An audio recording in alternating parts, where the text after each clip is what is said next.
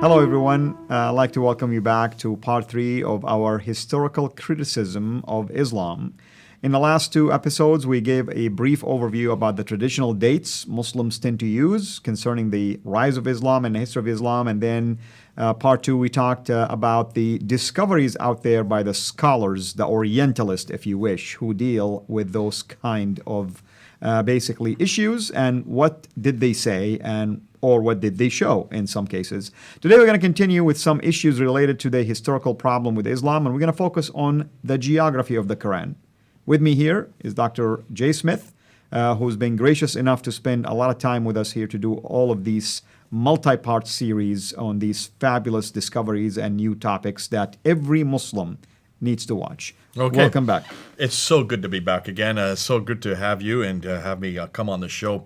And what we're going to be introducing and what we want to look through are the historical difficulties concerning the narrative, the Islamic narrative. The narrative that we said in the first episode, which is that Muhammad was born in 570, then lived in Mecca to begin with, moved to Medina in 622, received the Meccan revelation between 610 and 622, then the Medina revelation 622 to 632, the last 10 years of his life when he died in 632. That's the narrative that you hear everywhere that no one's ever questioned. Correct. No one's ever questioned whether or not Muhammad, whether he existed. I don't think that's in question. We know he did exist. But whether he lived in Mecca, whether he moved to Medina, whether he lived in that part of the world, no one's ever questioned that, how Islam began. Whether there was a Quran that was revealed to him, no one's ever questioned that. It was just assumed that the Quran comes from him. He didn't write it, but that it was revealed to him. That has always been the narrative that you hear in every university, every school, correct, with everyone, Muslim and non-alike.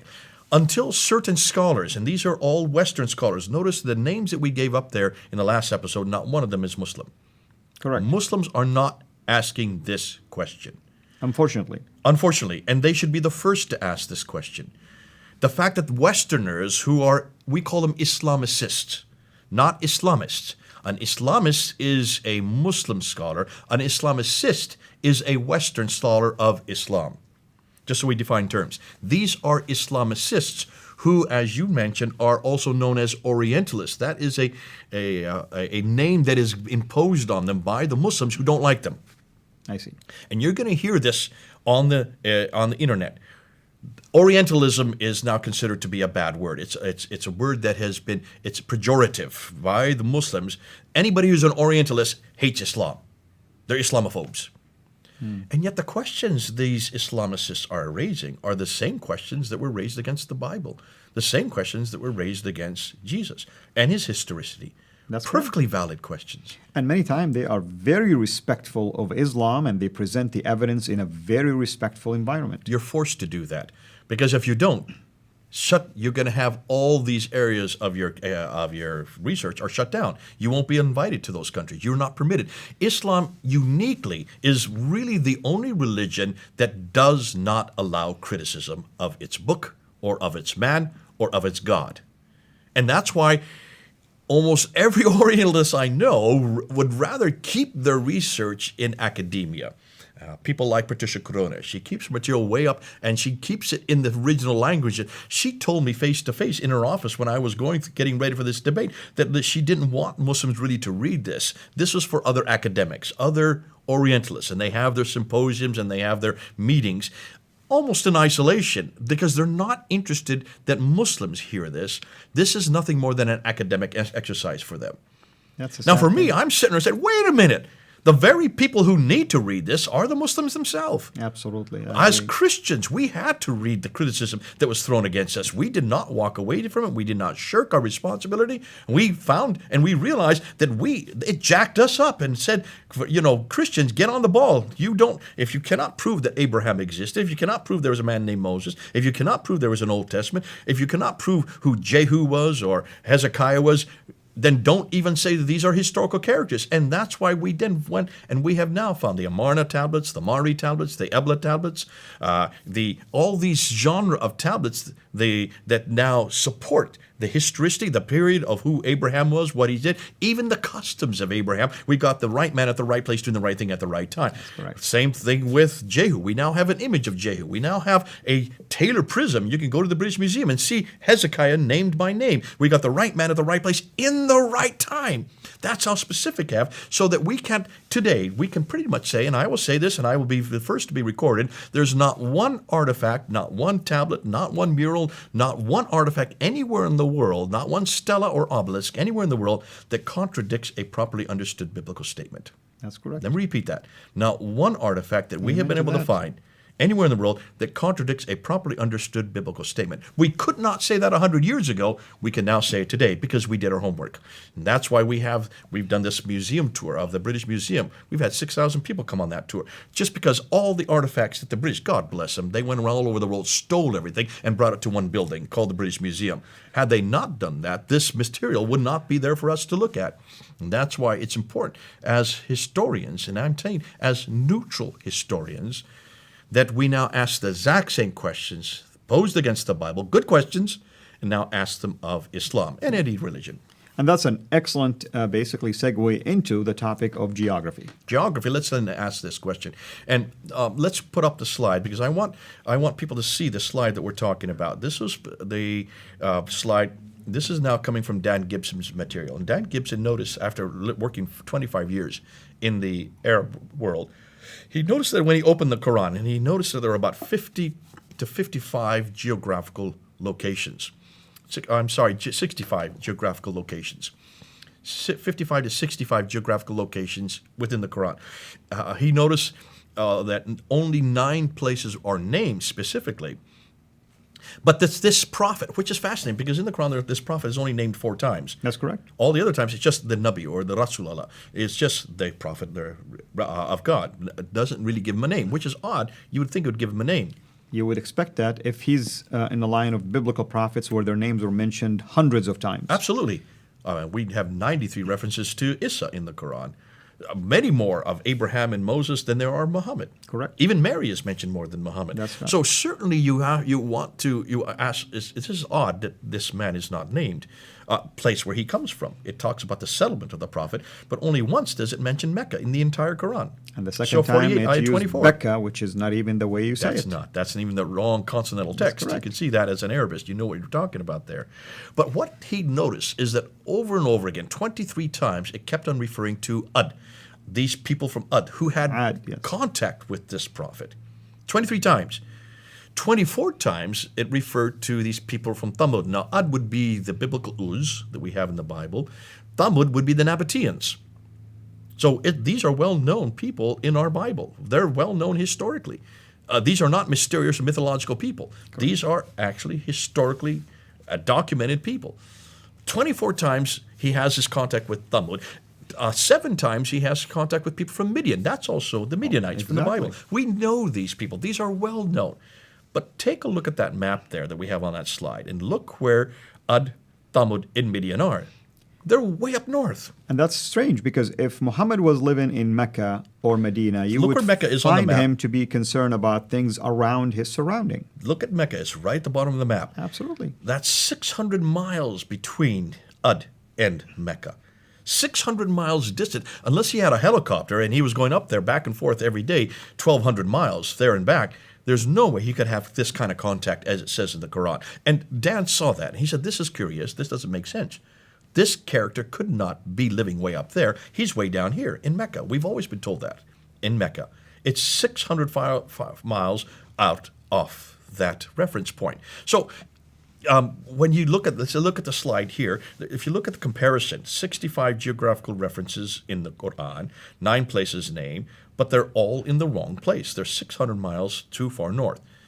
When you look at the Gospel of Luke, which is the most historical, probably the most historical gospel we have as far as names, dates, places, and events. That's why we like Luke, because he was a physician. He always placed it and solidified it in history. That's why the book of Acts is so good too. Both Luke and the book of Acts are our most historical books. Just take a look at the Gospel of Luke. 110 geographical references in the Gospel of Luke. 31 places named.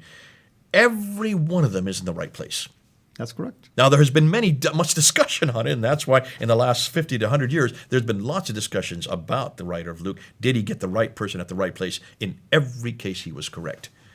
When you do a comparison, even the Gospel of Luke is far superior to the Quran when it comes about the historical accuracy of the places that they're talking about. He even said he went and inspected and investigated everything himself. So you've got a problem geographically. Now let's go to problem number 2.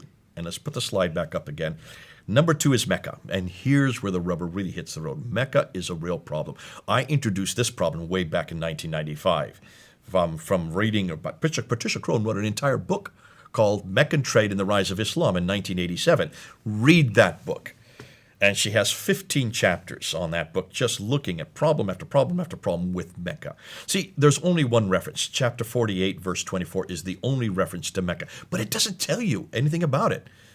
And it is who hath withheld men's hand from you, and hath withheld your hands from them in the valley of Mecca. So you know it's in a valley. Okay, that's about it. That's all you're going to be told.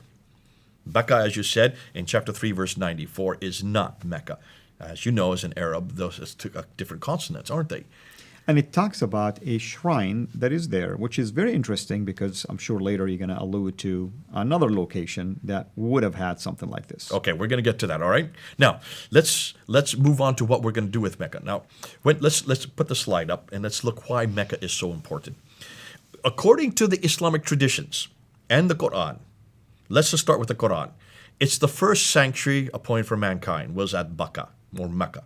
They're trying to say that's Mecca or Mecca. That's interesting that they're using both interchangeably there. Mecca is the mother of all settlements, according to Surah 6. It is where Adam and Eve were thrown down to, according to 7:24. It doesn't say Mecca in Surah 7:24. In fact, none of these does it say Mecca at all. Correct. Only once does it say Mecca, but it was thrown down to a location. What Muslims today say that was Mecca. How did they know that? Yeah, that's correct. If that were the case then, if that is correct, let's just take that at face value. That means it's the earliest settlement in the history of mankind. That's correct. The very first settlement. Exactly. It should be therefore well known, correct? There has to be artifacts and everything to prove that. In Surah 21, ayahs 51 to 71, they imply, it doesn't say Mecca, it just says that Abraham went there into the Kaaba and he destroyed all the idols in the Kaaba. So where is this Kaaba? Well, all Muslims will say that's Mecca. Well, that means Mecca should have existed in 1900 BC when Abraham was living, right? That's correct. So historically, I want to find some reference point that there is a place called Mecca in 1900 BC. And this place is rich with archaeological matters, basically. Now, Muslims will tell us that is where Muhammad was born. That's where he grew up, lived there till 622. That it became the central. It was a center of all the Qibla. Qibla is the direction of prayer at 624, and we see that in Surah 2, ayah 145 to 149. So every mosque should be facing Mecca. Correct. Mecca is the place. Now, it doesn't say in the Quran Mecca. It's just the holy place. That's right. There's no reference to a city Exactly. called. Isn't that fascinating? If that is so important, why did they name it? Now, only one reference, as I said earlier, is Surah 48, ayah 24. Now, what we're going to do is we're now going to go and we're going to unpack this. We're going to show you why this is hugely important. When you go back, let's put the next slide up. When you look at Mecca today, according to what the traditions tell us, these are later, what they tell us about this place where this prophet lived is that it's in a valley, that's also in the Quran, and that there's a parallel valley, that it has a stream going through that. We see that in Al-Bukhari, that it has outside is a pillar of salt that this prophet would pass in the morning and then come back in the evening. So it means it has to be right outside of where this prophet lived, whoever this prophet is. That it had fields, according to Al-Bukhari, that it had trees, grass, fruit, loam, according to Tirmidhi, Al-Bukhari, and Al-Tabari talk about that it had olive trees, and that the mountains were overlooking the Kaaba. So there must be mountains right there overlooking the Kaaba. Take a look at that.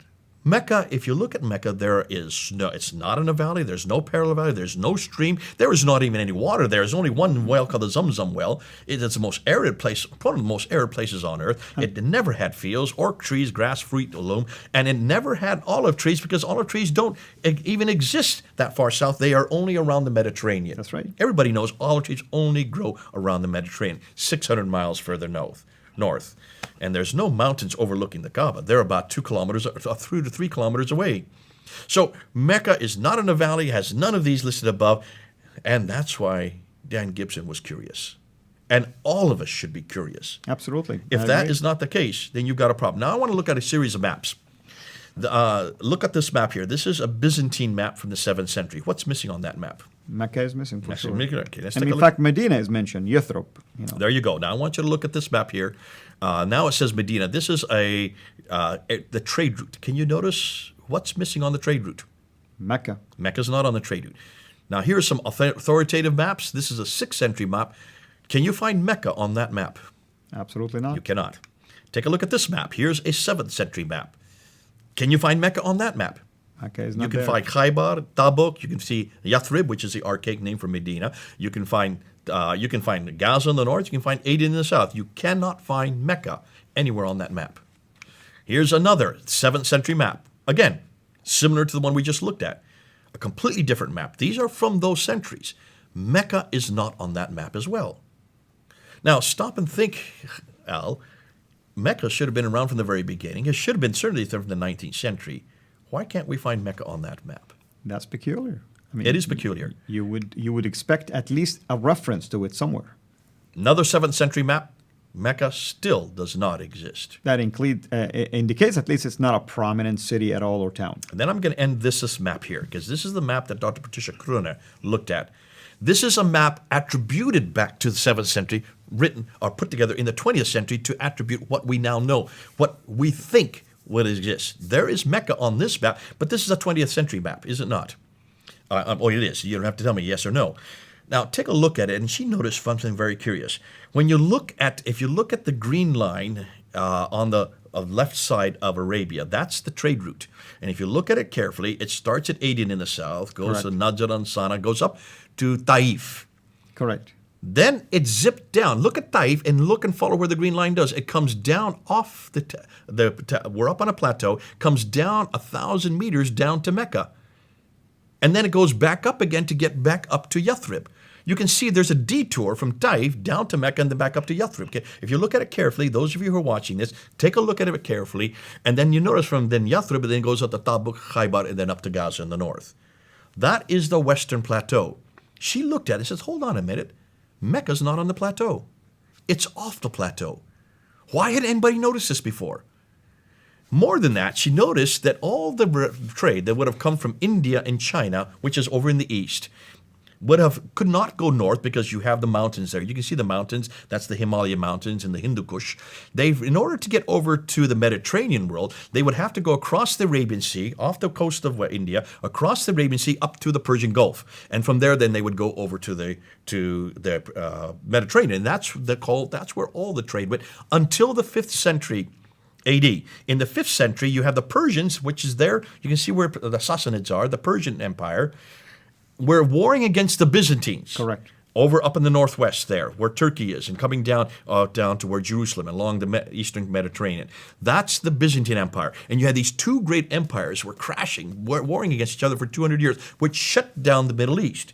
And as a result, they had to redirect the trade across the Arabian Sea over to Aden in the south. And they took off all the goods there in Aden and went 1,250 miles overland. And that's why Mecca became important. Mecca became the center of trade, according to the trade route theory put together by Montgomery Watt. He was one that came up with this theory back in the 1900s. Everybody jumped on it and said, this is brilliant. That explains why Mecca was important. Patricia Krohn looked at it and says, hold on a minute. Now I'm going to see if you can see what's wrong with that theory. My 10-year-old son saw what was wrong with that theory. Let's see if you can see wrong just by looking at that map. What is wrong with that theory? If you go to Taif alone, you're going to notice that what camel can go down a hill like this? Second of all, why would you take mountainous route when you can just go through the Red Sea? Ooh, you got it. It's a no-brainer. Look at the map.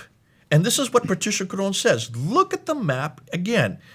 Why would you take all the goods, and let's look at the map again, why would you take all the goods off at Aden and go 1,250 miles by land when you've got a waterway called the Red Sea going up the west coast? Absolutely. And you can just stop everywhere.